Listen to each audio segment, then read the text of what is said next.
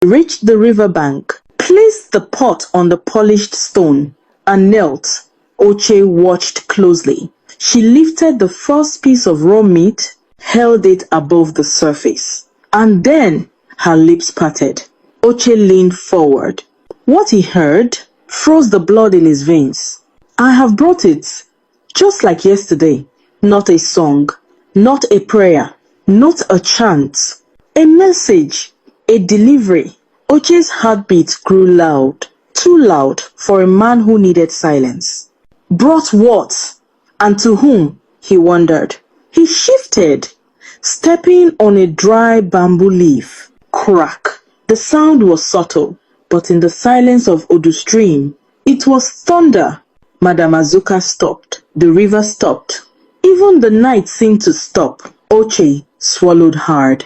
Then the river made a sound, not a splash, not a wave, a breath, a long, heavy, underwater breath, as though something large was exhaling from deep below.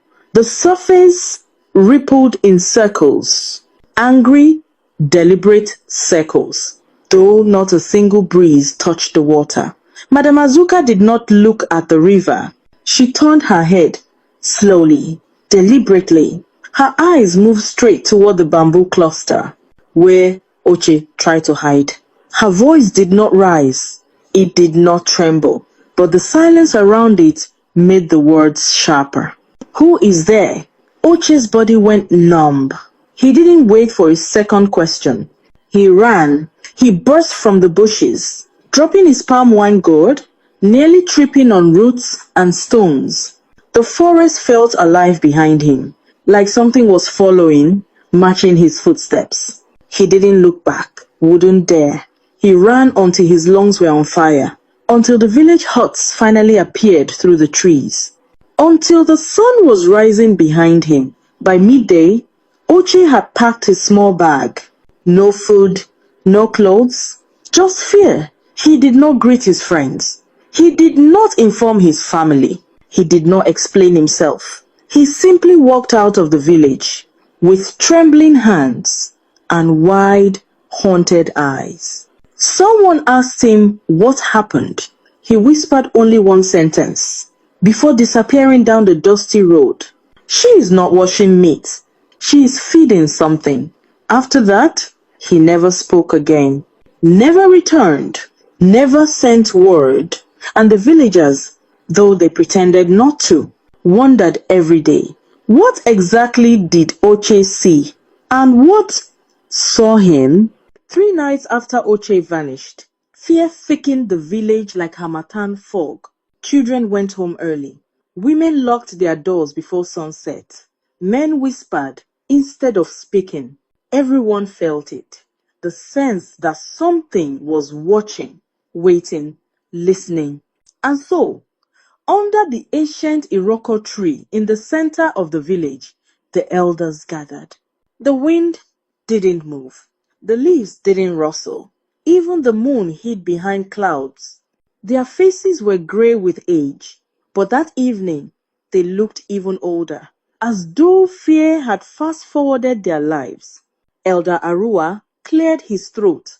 This woman, we cannot continue to pretend we see nothing. Another elder leaned forward, voice shaky.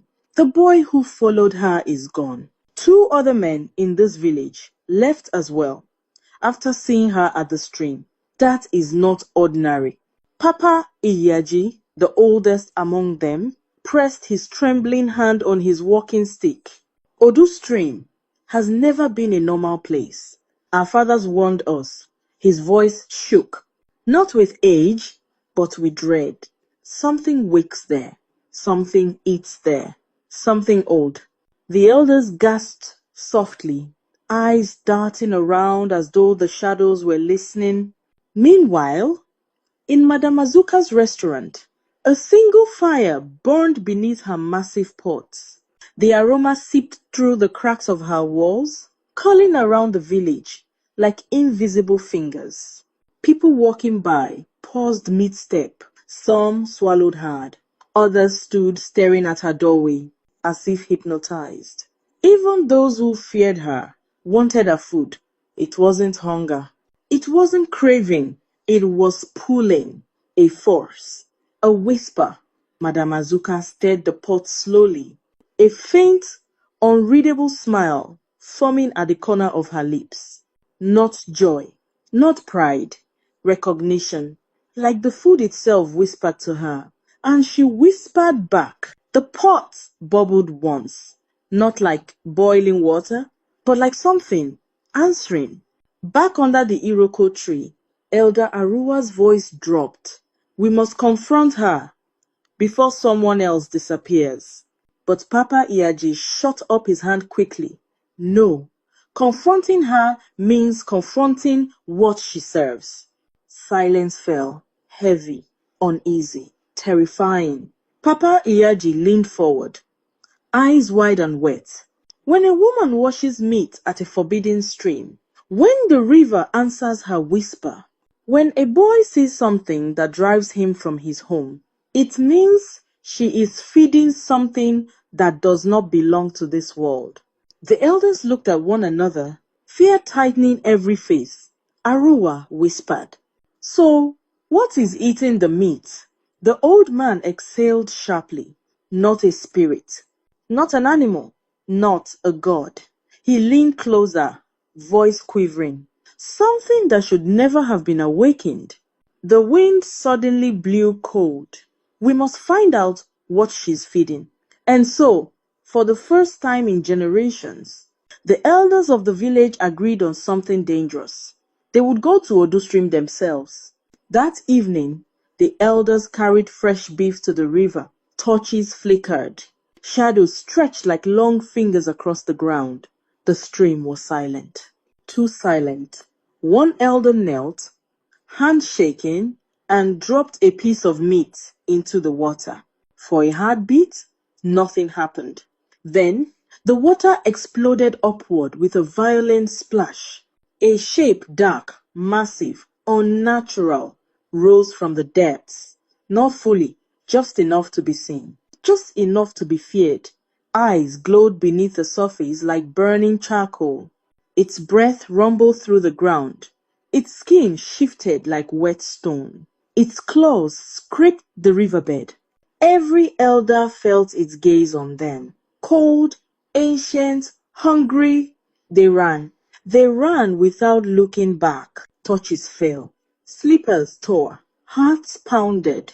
But the creature's voice followed them.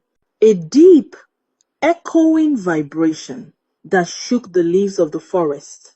You have seen me, and you will continue to feed me. If you fail, you will disappear without trace.